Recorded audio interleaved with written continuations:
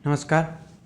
इस वीडियो में हम बात करेंगे यूपी की उन शिक्षक भर्तियों की जिनमें आप 11वीं 12वीं और उससे आगे की कक्षाओं में पढ़ाने के लिए एलिजिबल रहते हैं, जैसे पीजीटी, जीआईसी प्रवक्ता और असिस्टेंट प्रोफेसर।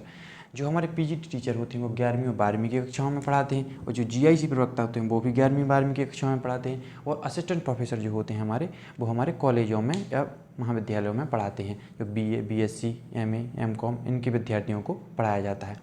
अब समझते हैं कि पीजीटी क्या होता है। पीजीटी पोस्ट ग्रेजुएट टीचर, और जीआईसी प्रवक्ता होता है गवर्नमेंट इंटर कॉलेज। जो पीजीटी हमारे स्कूल होते हैं, विद्यालय होते हैं, वो अर्धशासकीय विद्यालय होते हैं। इनका संचालन है वो प्राइवेट कंपनियों के द्वारा किया जाता है, लेकिन इनमें जो शिक्षकों की भर्ती होती है और उनको जो सैलरी दी जाती है वो पूर्णतः शासकीय होती है, सरकार के द्वारा पेमेंट की जाती है। और जो जीआईसी प्रवक्ता वाले स्कूल होते हैं, इनमें जिन टीचरों की भर्ती होती है जिन विद्यालयों में, वो पूर्णतः शासकीय विद्यालय होते हैं, पूर्णतः सरकार के द्वारा संचालन होता है। उनका जो पेमेंट मिलती है टीचरों को वो भी पूर्णतः सरकार के द्वारा मिलती है। इनकी वेतन में और इनकी वेतन में थोड़ी बहुत डिफरेंस रहता है। इनको एचआरए थोड़ी ज़्यादा मिल जाता है, या लोकेशन के हिसाब से थोड़ी बहुत अंतर रहता है, ज़्यादा अंतर नहीं रहता। बाकी इनकी और कोई प्रोसेस में अंतर नहीं रहता है। एग्ज़ाम पैटर्न में बहुत ही अंतर रहता है इनके में। बस इसमें अंतर रहता है कि इसमें आप सरकारी विद्यालय में पढ़ाते हैं, इसमें आप अर्धशासकीय विद्यालय में पढ़ाते हैं। इसका एग्ज़ाम पैटर्न सिंपल है। इसका एग्ज़ाम पैटर्न थोड़ी प्री और मेंस में बांट दिया गया है। जब हम पीजीटी की बात करते हैं तो इसमें सिंपल आपके पास पोस्ट ग्रेजुएशन होनी चाहिए। आपने किसी भी विषय से की हो, आपका ग्रेजुएशन या बीए, बीएससी जो भी किया हो वो किसी भी सब्जेक्ट से हो, लेकिन आपका पोस्ट ग्रेजुएशन जिस सब्जेक्ट से होगा उसी सब्जेक्ट का आपको पेपर देना पड़ेगा। वही उसी सब्जेक्ट के आपके पूरे क्वेश्चन पूछे जाएंगे। जैसे अगर आप पीजीटी का पेपर देते हैं तो उसके पास आपको पोस्ट ग्रेजुएशन या आपने जैसे एमए किया, एमएससी किया, तो उसमें आपके 55% नंबर आने चाहिए। आपको जो ओबीसी या एससी एसटी वाले हैं उनको 5% का रिलैक्सेशन मिलता है। वो 50 नंबर भी अगर हैं उनके तो वो एलिजिबल हो जाते हैं।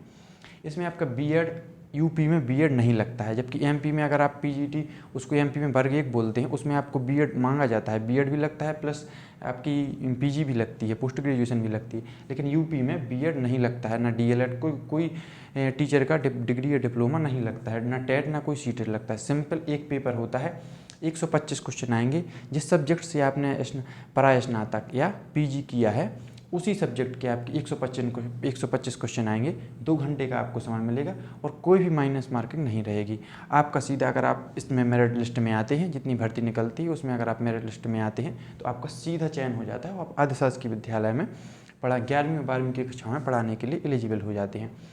अब समझते हैं जीआईसी प्रवक्ता का क्या एग्जाम पैटर्न रहता है। जीआईसी प्रवक्ता में भी आपको पीजी में कम से कम 55% मार्क्स तो होने ही चाहिए। इसके साथ ना इसमें भी बीएड या डीएलएड की ज़रूरत होती है, ना ही टेट या सीटेट की ज़रूरत होती है। अब इसका एग्जाम पैटर्न है वो प्री और मेंस 2 भागों में बांटा गया है। जो प्री का पेपर होता है वो ऑब्जेक्टिव टाइप होता है, आपको केवल टिक करना होता है। जो मेंस का पेपर होता है उसमें आपको लिखना पड़ता है, रिटन होता है।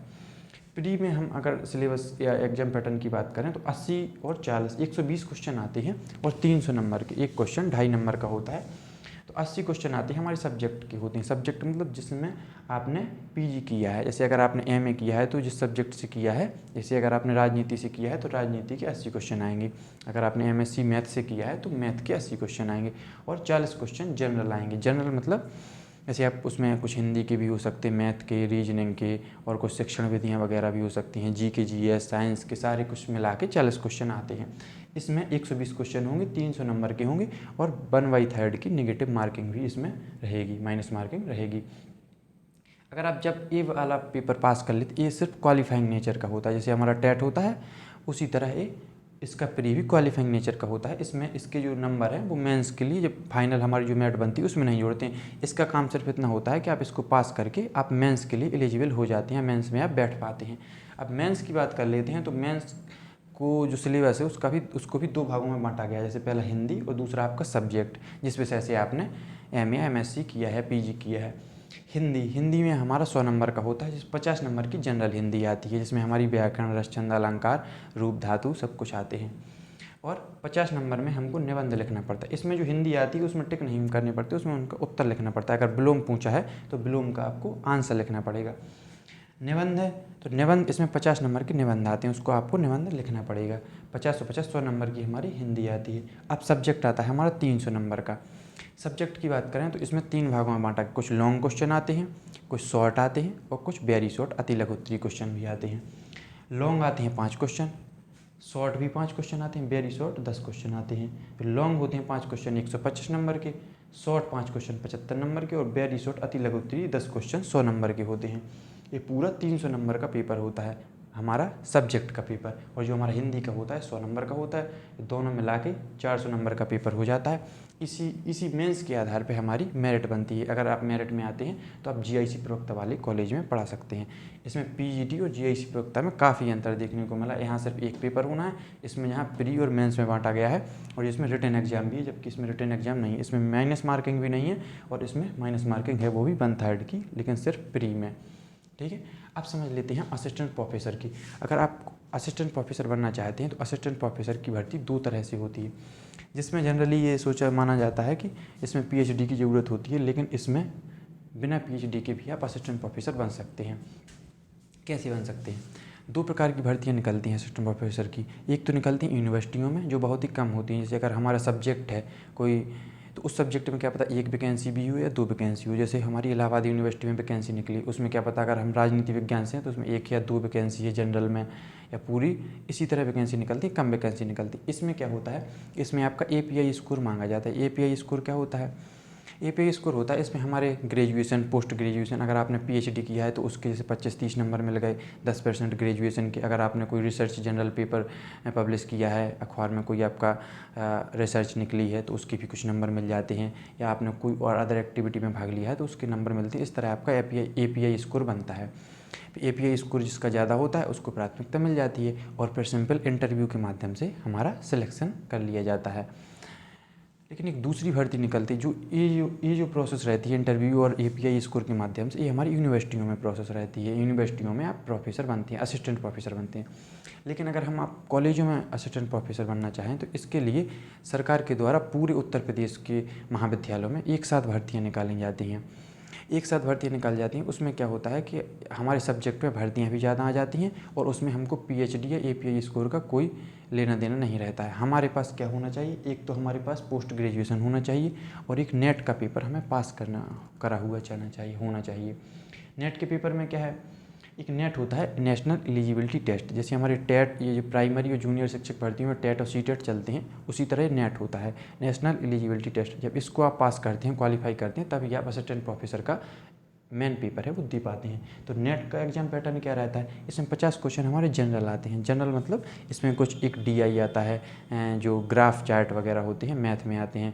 5 क्वेश्चन उसके हो गए, 5 क्वेश्चन कुछ पर्यावरण के हो गए, या कुछ कंप्यूटर के क्वेश्चन हो गए, कुछ रीजनिंग के, या कुछ जनरल मैथ के क्वेश्चन आते हैं, कुछ शिक्षण विधियाँ वगैरह आ जाती हैं, कुछ रिसर्च या शोध वगैरह के क्वेश्चन आ जाते हैं। तो इस तरह हमारे 50 क्वेश्चन हमारे जनरल हो जाते हैं, और इसमें 10 यूनिटें होती हैं।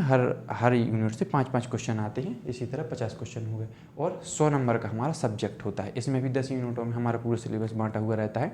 जिस सब्जेक्ट से आपने post graduation, MA, MSc, MCom जो भी किया है, उस सब्जेक्ट के आपके 100 क्वेश्चन आपको आएंगे। जैसे अगर आपने मैथ से एमएससी किया है तो आपको मैथ के 100 क्वेश्चन देखने को मिलेंगे। इसमें पूरे में आपको 3 घंटे का समय मिलेगा। पूरे पेपर में 180 मिनट मिलेंगे, और 150 क्वेश्चन करने के लिए। जब आप इसका पेपर, नेट का पेपर पास कर लेते हैं, तभी आप असिस्टेंट प्रोफेसर के लिए एलिजिबल रहते हैं। जैसे जब आप टेट का पेपर या सीटेट का पेपर पास करते हैं, तभी आप प्राइमरी का, जो कक्षा 1 से 5 के बच्चों को पढ़ाया जाता है, तभी आप उसका सुपर टेट दे पाते हैं। इसी तरह जब आप नेट पास कर लेते हैं, तभी आप इसका असिस्टेंट प्रोफेसर का मेन एग्जाम दे पाते हैं। अब असिस्टेंट प्रोफेसर के मेन एग्जाम में क्या आता है, इसमें जनरली 100 क्वेश्चन आते हैं। 100 क्वेश्चन आएंगे, 200 नंबर के होंगे, जिसमें हमारे 70 क्वेश्चन होंगे वो हमारे सब्जेक्ट के आएंगे। ये भी ऑब्जेक्टिव टाइप होता है, इसमें कोई रिटन एग्जाम नहीं होता है। जो 70 क्वेश्चन आएंगे वो हमारे सब्जेक्ट के आएंगे। जैसे अगर हमने पीजी किया है, एमए, एमएससी किया है, वो हमने जिस सब्जेक्ट्स किया है उसके 70 क्वेश्चन आ जाएंगे, और 30 क्वेश्चन हमारे जनरल आ जाएंगे। जनरल मतलब उसमें सब कुछ, Hindi, GK, GS, GK, math वगैरह सब कुछ हो जाएगी। तो 70 और 30, 100 क्वेश्चन आएंगे, पूरे 200 नंबर के आएंगे। और इसके बाद जब अगर आप 200 नंबर में आप मेरिट में आते हैं तो आपका 30 नंबर का इंटरव्यू भी होता है। तो 230 में से आप इंटरव्यू में आपको जितने नंबर मिलते हैं और जितने आपके मेरिट में आते हैं, दोनों को मिलाकर आपकी एक मेरिट बनाई जाती है। अगर आप उस मेरिट में आते हैं तो असिस्टेंट प्रोफेसर के में या कॉलेज में पढ़ाने के लिए एलिजिबल हो जाते हैं। धन्यवाद। आपको ये जानकारी समझ में आई होगी। अगर कोई इसमें डाउट हो या कोई कमी रह गई हो तो आप मैसेज कर सकते हैं, कमेंट कर सकते हैं। इसी तरह की और इन्फॉर्मेटिव वीडियो जानने के लिए हमारे चैनल को सब्सक्राइब करें। MHRD टीचर, मेरा नाम है अनुपम तिवारी, मैं MP में प्राइमरी टीचर हूँ अभी। धन्यवाद। आप